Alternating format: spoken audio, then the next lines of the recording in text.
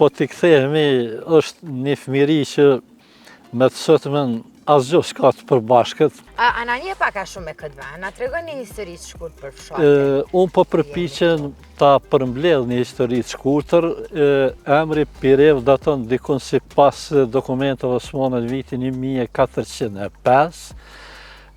Ne këtu deri tash jemi bërë një 50 shtëpi, një pjesë e madhe janë shpërngulur si gjithë shqiptarët në Prishtinë dhe në vendet evropiane.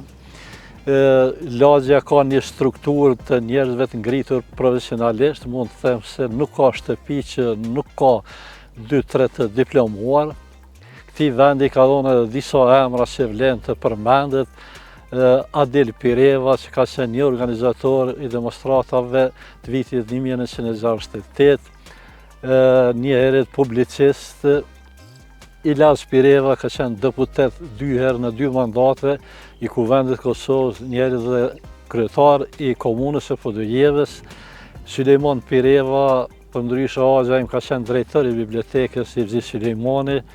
Unë jam tash në radhën e pas këtyne brezave, i cili me kontributin tim profesional dhe sidomos në fushën e letërsisë po punojmë pak a shumë këtë vend. Njerëzit këtë lagje kryesisht kanë kaluar, nuk merren ose pak merren me bujqësi, janë të angazhuar në profesione të administratë, në sektorin privat, janë drejtues të firmave dhe kanë një ngritje intelektuale dhe përgatitje të lartë superiore. Kjo është pak a shumë lagja në pikat shkurta. Si e kujton ndër vite këtë vend? Sa ka ndryshuar ndër vite? Ndoshta prej fëmijërisë tash? Nga ky vend, po t'i kthehemi, është një fëmijëri që me të sotmen asgjë s'ka të përbashkët.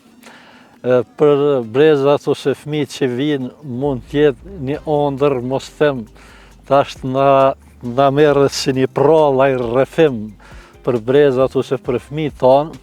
Ndryshimet jashtëzakonisht janë të mëdha, janë të paparashikueshme për trurin e njeriu dhe brezat tonë dikur. Megjithatë, vendi ynë është i bukur.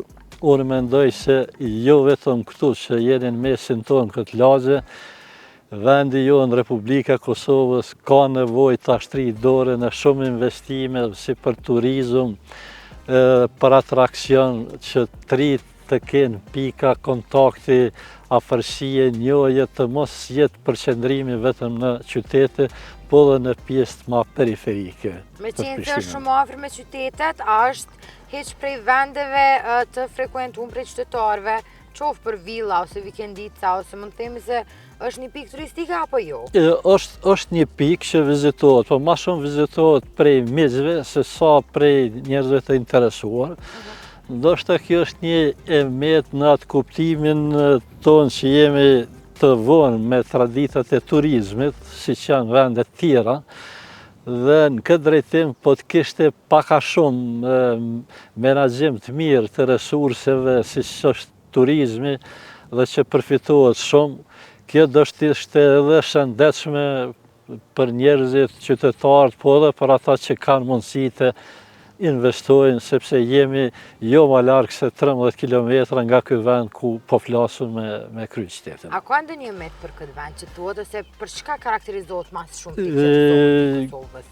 Ky ka mite, unë e kam shkruar edhe një roman, këto ngjarje kanë ndodhur pikërisht, kanë qenë të shpeshta në oborrin e shtëpisë time, ku fëmijët që vononin në ecje praktikohej prej gjysheve tona një farë prerje frikës rreth bunarit, a pusit, a si t'i theme.